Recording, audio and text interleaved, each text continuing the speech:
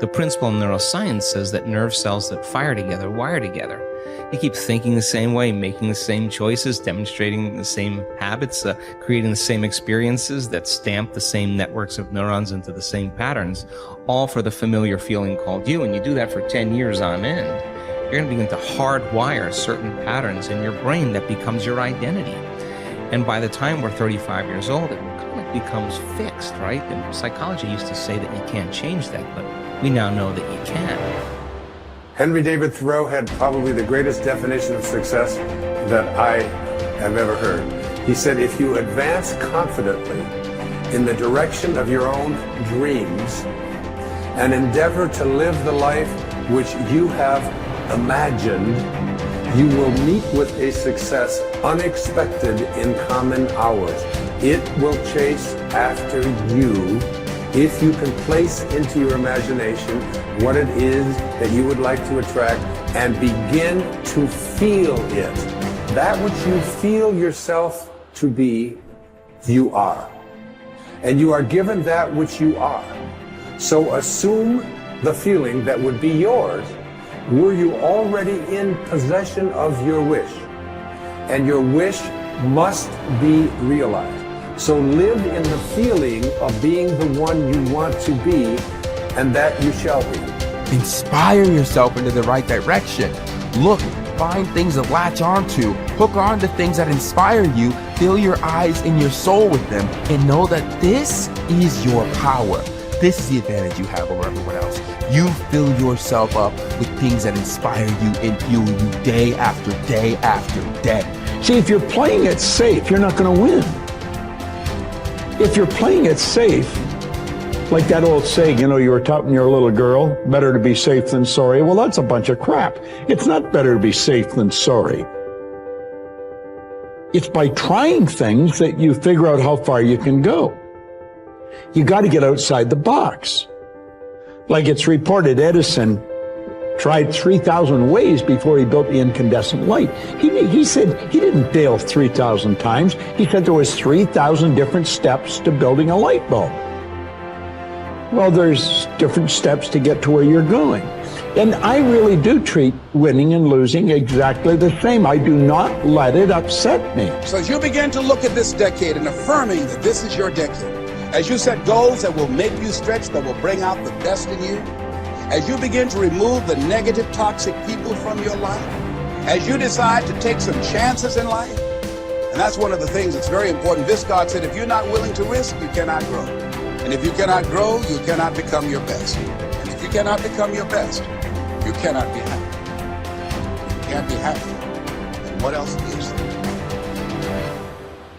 This is time for a little truth here. Maybe you need to become much wiser than you are at the moment. You need to become stronger. You need to have better health. Maybe you need a little coaching to really become the person I want to become. I'm going to have some coaching. Physical coaching, spiritual coaching, developing skills coaching. To be the influence you want to be, you got to build an incredible reputation. What kind of person must I be to attract all that I want in my life and the people that I want and the opportunities that I want? You knock on the door and opportunity opens. You must stand there as a very attractive person, or you may not be invited. One of the most mysterious and unique phrases that Jesus ever used. Here's what he said. I stand at the door and if you opened the door, would you probably invite him in? This extraordinary person. You say, wow, yeah. And he said, if you invite me, I'll come in, sit down, talk things over. For you to be that kind of attractive person, that if you knocked on the door of opportunity and it opened and you stood there, would you be the kind of person that opportunity would say, come right in and sit down and let's talk about the future? What kind of person? One of the major reasons why goal setting doesn't work for some people is that they become bogged down in the how. This is especially true if the goal is a stretch. They want something quite different from their current experiences. However, is that we don't need to worry about the how. We just need to concern ourselves with but if you do get entangled in the detail of how your desires might come about, you immediately close down those millions of channels through which they can reach you. The how is not important. What is important is that you plant the seed of desire. Nourish it with clear visualization of the ripened fruit. Water it with sincere faith. But leave the means to universal mind. Open up your mind. Clear out the channels of thought. Keep yourself in a state of receptivity. Gain a mental attitude in which you are constantly expecting good. It is these positive expectations that are so critical to success. When looking at the tiniest building blocks of life, scientists were astounded to discover that the particles behave differently depending on what the scientists observing them expected. It's the same in your life.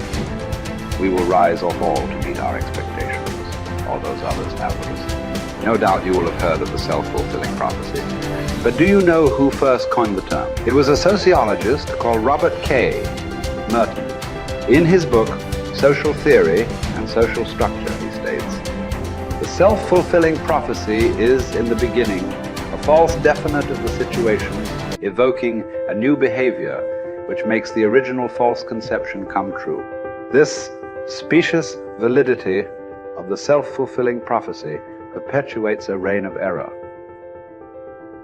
For the prophet will cite the actual course of events as proof that he was right from the very beginning. In other words, if you make up your mind about something, then you immediately influence your behavior and ultimately your results. Whether your assumption is true or not is irrelevant, because the belief that it is will alter your behavior to bring about a reign of error that vindicates your initial assumption. So, forget about the how. Collier reminds us, your part is to impress upon mind your need, your earnest desire, your boundless belief in the resources, and the willingness of universal mind to help you. In other words, expect the best and it will do the rest. So you have to constantly pour energy into your own life to make sure that you're making progress to your goals if you're going to eventually achieve success. And the only way that you're going to be able to do that is to have a growth mindset.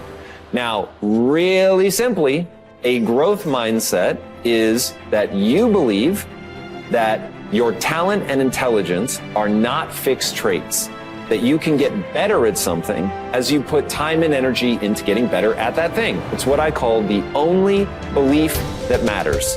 The only belief that matters is that by applying time and energy into something, you will actually get better at it. Now, once you believe that, everything in your life downstream of that gets better, because now you know, oh, I messed up at this thing, I suck at that thing, the world is trying to stop me from doing that thing, the world is effective at stopping me from doing that thing. A word, all I need to do is go and get better and I can outperform people. As Kobe Bryant said, and this has become my favorite quote in the world, boos don't block dunks. Now, what did he mean by that? He meant that no matter what, you can get so good that people can't stop you. People were paid millions of dollars to stop Kobe Bryant from scoring points, and yet he scored 81 points in a single game just by getting better than other people. Getting better than other people requires you to have a growth mindset. That's the growth part. You're going to get better so that when you fail, and you will fail over and over and over and over and over and over and over again, and it's going to be embarrassing and it's going to hurt and all that, but when you fail, if you believe, oh, failing means that I'm a failure because my talent and intelligence are fixed traits, there's nothing I can do to get better, you will stop. Why wouldn't you? It's the only thing that makes sense.